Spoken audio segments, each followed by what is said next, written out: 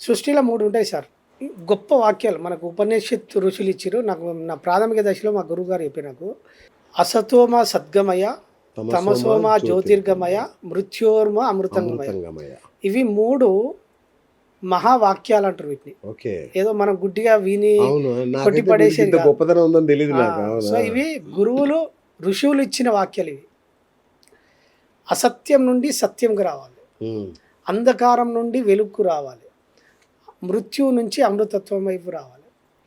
So ఇది ఎప్పుడు వస్తుంది అంటే ఇది అంతర్ ప్రపంచంలో ఉన్న వ్యక్తికే అర్థమవుతుంది. ఓకే. సో బాహ్య ప్రపంచంలో ఉన్న వ్యక్తికి ఇది అర్థం కాదు. ఈ 3 మహావాక్యాలు మనిషి జీవిత అనుభవం అయి తీరాలి. ఓకే.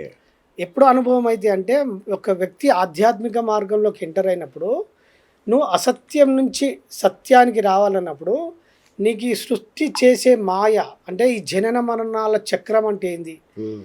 నువ్వు పుట్టక ముందుకు తల్లి గర్భంలో ఉన్న నీ స్థితి ఏంది అర్థమవుతుంది. ఉమ్, ఉమ్, ఉమ్, ఉమ్. బా. పుట్టక ముందుకు తల్లి గర్భంలో ఎక్కడున్నావు, నీ స్థాయి ఏంది, నీ స్థితి ఏంది, అది తెలుసుకునే రహస్యమే అసత్యం నుండి సత్యం వైపు తీసుకెళ్ళండి. అబ్బా, అబ్బా. ఆ. సో అంధకారం నుండి వెలుగు రావాలన్నా నీకు జ్ఞానం సిద్ధించాలి. ఉమ్. జ్ఞానం సిద్ధించాలంటే ఈ ఈ చూసే జగత్తు మనకి ఎట్లుంటుంది అంటే మన మనసు ఎప్పుడు చూసేదాన్నే నమ్ముతుంది. మన కళ్ళకు కనబడేది కూడా నిజమే, ఇది కూడా సత్యమే. కానీ మన మనసు బ్రాహ్మణులలో ఉండి ఊహల్లోకి వెళ్ళిపోయి ఆ లోతుల్లో ఉన్న సత్యాన్ని పసిగట్టదు. ఓకే. ఫర్ ఎగ్జాంపుల్ మీకు అర్థం కావాలంటే వాస్తవాన్ని మన మనసు ఎట్లా పడగంటే ఇప్పుడు అందరికీ తూర్పు పడమర అవును. ఇవి అందరికీ తెలుసు, ఎస్. అంతే కదా. సూర్యుడు ఏం చేస్తాడు, తూర్పున ఉదయిస్తాడు, పడమర అస్తమిస్తాడు. ఇది సత్యం, Yes. నిజం ఇది. అవును. కానీ రియాలిటీలో ఇంకోటి ఉంటుంది సార్, వాస్తవం ఉంటుంది ఇంకోటి. అసలు తూర్పున సూర్యుడు ఉదయించడు, పడమర అస్తమిస్తాడు, అస్తమించాడు. అవును. అంతే కదా. కరెక్ట్. సో రియాలిటీలో అర్థం. సో మనస్సు ఎప్పుడైతే ఈ సత్యాలు అంటే లోతుల్లోకి వెళ్తే నీకు ఇట్లా ప్రతి చిక్కుముడి దొరుకుతుంది ఇక్కడ. ఓకే. బా బా బా. ఆ. సో మనం జీవితంలో ప్రతి చిక్కుముడి ఈ అంతర్ ప్రయాణంలో ఇప్పుడు ఈ లాజిక్ ప్రకారం మనం ఈ సత్యం ఎట్లా దొరుకుతుందో సో నీకు ప్రతి జనన మరణాల చక్రాల నుంచి నీ మృత్యు అంటే ఇప్పుడు ప్రతి క్షణం మనిషి ఎట్లుంటాడంటే దుఃఖంతో జీవిస్తుంది. అవును. ఆ దుఃఖానికి కారణం ఏంటో తెలుసుకోడు. ఇప్పుడు ఒక సమస్య వచ్చింది, ఆ సమస్య వచ్చినప్పుడు సమస్య వెనకాల పరిష్కారం మీదనే మన మైండ్ ఉంటుంది. ఓకే. ఏదైనా ఇష్యూ వచ్చింది సార్, అంతే, అంతే. దాన్ని పరిష్కారం ఎట్లా చేస్తానో మన మైండ్ ఊహల్లోకి వెళ్ళిపోతుంది. అవును. కానీ సమస్య పరిష్కారం మీద దృష్టి ఉంటుంది తప్ప సమస్య ఎందుకు వచ్చిందని సమస్య మీద మనిషి దృష్టి పెట్టాడు. ఓకే. ఎప్పుడైతే సమస్య మీద దృష్టి పెట్టినప్పుడు ఆ సమస్యను విడదీసి ఒక్కొక్క దాన్ని ఆ చిక్కుముడిని చూసినప్పుడు అందులోనే పరిష్కారం ఉంటుంది. ఉంటుందా? 100% ఉంటుంది. ఓకే. పరిష్కారం దొరికేదే నీకు సమస్య వల్ల. ఓకే. విత్తనం ఎక్కడి నుంచి వస్తుంది సార్, చెట్టు నుంచి విత్తనం వస్తుంది, చెట్టు ఎక్కడి నుంచి వస్తుంది, విత్తనం నుంచి, అందులోనే ఉంటుంది పరిష్కారం. సో ఇది దుఃఖం లేనటువంటి స్థితి ప్రాథమిక దశలో వస్తుంది. మళ్ళీ అమృతమైన జీవితం నీకు మళ్ళీ అది వేరు. మళ్ళీ అంటే మనం ఈ జనన మరణాల రహస్యాలు తెలుసుకున్నప్పుడు అప్పుడు శాశ్వత ఆనందాన్ని పొందుతాం మనం. ఎవరైతే నేను ఈ శరీరాన్ని కాదు, నేను ఇంకా చైతన్య తత్వాన్ని అని స్వ అనుభవం చెందుతారో వాళ్ళు బ్రహ్మానందాన్ని పొందుతారు. ఓకే. అప్పుడు ఇదంతా మిథ్య అని వాళ్ళకి అర్థమవుతుంది. రైట్. అంటే యాక్చువల్గా కర్మ అంటే ఏంటి గురుగారు అసలు? అంటే పుణ్యమా పాపమా ఒక పని? అది ఏంటి కర్మ అంటే? కర్మ అంటే సింపుల్ సార్, ఒక యాక్షన్ అంటే పని, కదలిక. కదలిక. ఇప్పుడు మీకు సింపుల్ అర్థమవుతుంది సార్, ఇంకా సింపుల్గా చెప్తా మీకు. ఇప్పుడు భూమి మీద 800 కోట్ల మంది ఉన్నారు సార్. రైట్. 800 కోట్ల మంది. 800 కోట్ల మంది మాట మాట్లాడకుండా ఒక స్టాచ్యూ లాగా అట్లే నిలబడమనండి, అట్లే ఉండండి. ఇప్పుడు మనం కూర్చున్నట్లు అట్లా స్టాచ్యూ లాగా ఉండండి. ఏం జరుగుతుంది? ఏం లేదు సార్, సృష్టి ముందుకు పోదు. ఇక అవునా? ఎట్లా పోతుంది సార్? స్టాచ్యూ లాగా ఉంటే సృష్టి ముందుకు ఎట్లా జరుగుతుంది? 800 కోట్ల మంది స్టాచ్యూ లాగా ఉంటే ముందుకు పోతుందా? ఓకే. ఇప్పుడు అందరు ఎక్కడున్నారు? ప్రతి క్షణం యాక్షన్లో ఉన్నారు, కదలికలో ఉన్నారు. అంటే ఎవరి కదలికలో వాళ్ళు ఉన్నారు. ఆ కదలికలకు ఎవరైతే ప్రతిస్పందన దొరుకుతో చూసినావా అక్కడ ఫలితం ఉత్పత్తి అవుతూ ఉంటుంది. అర్థమైంది సార్? సో ఎక్కడైతే ప్రతిస్పందన జరిగినప్పుడు ఫలితం ఉత్పత్తి, ఆ ఫలితము మళ్ళీ జీవితంలోకి వస్తుంది.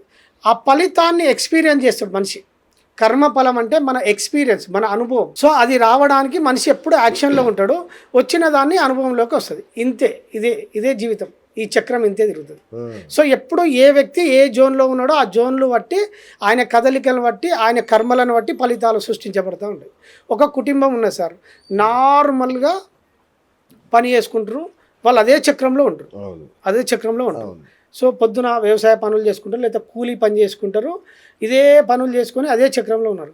ఫర్ ఎగ్జాంపుల్ నేను ఉన్నా సార్, నాకు ఈ అవగాహన లేకపోతే నేను నా ప్రారంధం ప్రకారం నాకు ఉద్యోగం వచ్చింది, ప్రారంధం ప్రకారం నాకు ఇప్పుడు లేదు అవగాహన. నాకు ఇంకా 2040 దాకా నాకు ఛాన్స్ ఉన్నది, అంటే నా ఉద్యోగం. సో నాకు ఈ జ్ఞానం లేకపోతే నేను 2040 దాకా అదే ఉద్యోగ చక్రంలోనే ఉంది. సో ఉద్యోగం పోదు, ఆ రేషన్ కొనుక్కొచ్చుకుందు, నా జీవితం కొనసాగు. కానీ బై లక్ నా అదృష్టము, గురువుల పరిచయము, జ్ఞానం సిద్ధించడము. సో నా డిజైన్ మార్చుకున్నా. ఎట్లా మార్చుకున్నా అంటే కర్మ సిద్ధాంతం వల్ల ఎట్లయితే నిర్మించబడుతుందో, జీవితం ఎట్లా నడిపించబడుతుందో, అంటే కర్మ ఎట్లా ఫోర్స్ లాగా తీసుకెళ్తుందో నాకు తెలుసు. కాబట్టి ఇక్కడ భగవంతుడు ఏం చేస్తాడంటే, మనం చేసే కర్మ యొక్క ఫలితం ఎట్లా వస్తుందంటే, నార్మల్ పొజిషన్లో ఉన్నప్పుడు నేను అదే జోన్లో ఉన్నా కదా. సో ఇప్పుడు నాకు కర్మ ఫలాన్ని సృష్టించడం తెలుసు కదా. సో దాని మూల తెలుసుకున్నా. సో మూల సూత్రం తెలుసుకున్నా కనుక నేను నా ప్రారంధం ద్వారా వచ్చిన కండక్టర్ ఉద్యోగంలో వచ్చిన కొంత ధనాన్ని నేను ప్రకృతిలో పెట్టుబడిగా పెట్టిన. ప్రకృతిలో పెట్టుబడి పెట్టిన. నేను చిట్ ఫండ్లో చిట్ వేయలేదు, బ్యాంకులో డిపాజిట్ చేయలేదు, ఫ్లాట్లు కొనలేదు, బంగారం నగలు కొనలేదు, ప్రకృతిలో పెట్టుబడి పెట్టిన. ఎందుకంటే నాకు సూత్రం అర్థమైంది. ఎక్కడ మన తలరాత మారుతుందో నాకు అది తెలుసుకున్న తర్వాత నా యాక్షన్లు, అంటే మనిషి కర్మ ద్వారా ఎట్లా జరుగుతుందో, సో నేను ఆ ధనాన్ని కొంత ఉపయోగించుకొని పెట్టిన తర్వాత నాకు ఆ ఫలితము వేరే రూపంలో వచ్చి వేరే అవకాశం వచ్చేసింది. ఇప్పుడు నేను చేసిన కర్మ ఉంది కదా, ఇప్పుడు నేను పేదలకు అన్నం పెట్టిన, లేని వాళ్ళకి హెల్ప్ చేసినాము, అనాథ పిల్లలకు కొంత వాళ్ళకు కావాల్సిన వసతులు, అంటే వాళ్ళకి కావాల్సినవి సమకూర్చిన. నేను నిరంతరం దాని మీద ఒక ఉద్యమం లాగా చేసిన. ఒక 3 సంవత్సరాలు, 3.5 సంవత్సరాలు ప్రాక్టీస్లో నేను అప్పుడు మీడియాకి రాకముందు సీక్రెట్ తెలుసుకున్నాక స్టార్ట్ చేసిన. దాని మీద నేను ఒక ఎక్స్పెరిమెంట్ చేసిన, ప్రయోగం చేసిన. ఏ కర్మకి ఏ ఫలితం వస్తుందని తెలుసుకున్న తర్వాత నేను మొత్తం దాని మీదే ఫోకస్ చేసి ఓకే ఈ కర్మకి ఇంత ఫలితం వస్తుందని చెప్పి నేను దాని మీద ప్రాక్టికల్గా చేసిన తర్వాత నాకు ఫోర్స్ తెలుసు. నాకు అంటే కర్మ ఎట్లా నడిపిస్తుంది అంటే, మీకు ఫర్ ఎగ్జాంపుల్ మనకి ఇప్పుడు స్కూల్ ఉంటుంది కదా సార్, మనం అందరం చదువుకున్నాం కదా.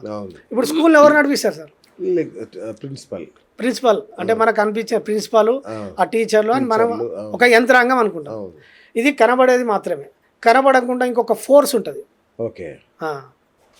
గవర్నమెంట్ అది పైన మేనేజ్మెంట్ అది. సో కనబడకుండా ఒక ఫోర్స్ ఉంటుంది, ఫోర్స్ నిన్ను లాక్కెళ్తుంది. సో మన మైండ్, మన కర్మ ఏదైతే అనుభవించానో మన మైండ్ అటు లాక్కెళ్తూ ఉంటుంది. ఏం ఫోర్స్ అంటే వెనకాల టైం టేబుల్ ఉంటుంది. ఇప్పుడు టైం టేబుల్ లేకపోతే స్కూల్ ఎట్లుంటుంది? అసలు ప్రిన్సిపాల్కు ఏ టీచర్ను ఏ క్లాస్ పంపనో తెలియదు, ఎందుకంటే గైడెన్స్ ఇవ్వాలి కదా. ఇప్పుడు నేను ఒక మ్యాథ్స్ టీచర్ ఉన్నాడు, ఏ క్లాస్ పోగానే మళ్ళీ నెక్స్ట్ ఏ క్లాస్ పోగానో తెలియదు అనుకో. సో ఇక్కడ ఒక ప్రోగ్రామ్ మొత్తం నిర్ణయించబడ్డదా లేదా, ఇది ఆల్రెడీ స్క్రిప్ట్ రెడీ అయి ఉన్నది. సో ఆయన పొద్దున ఉదయం లేవగానే 9:30 స్కూల్కి రావాలి, ఈ పీరియడ్లో ఈ క్లాస్ చెప్పాలి, ఈ క్లాస్ ఈ పీరియడ్ అయిపోగానే, ఈ 45 మినిట్స్ టైం అయిపోగానే వెనకాల ఫోర్స్ ఇంకో క్లాస్కి నెట్టేస్తుంది కదా, నన్ను తీసుకెళ్తుంది. అర్థమైందా? నేను ఇక్కడ చెప్పాలనుకుంటున్నా, నాకు లోపల ఉన్నా, కానీ అక్కడ నెట్టుకెళ్తుందా లేదా? సో మన కర్మ ఫలం నిన్ను అట్లా నెట్టుకెళ్తుంది.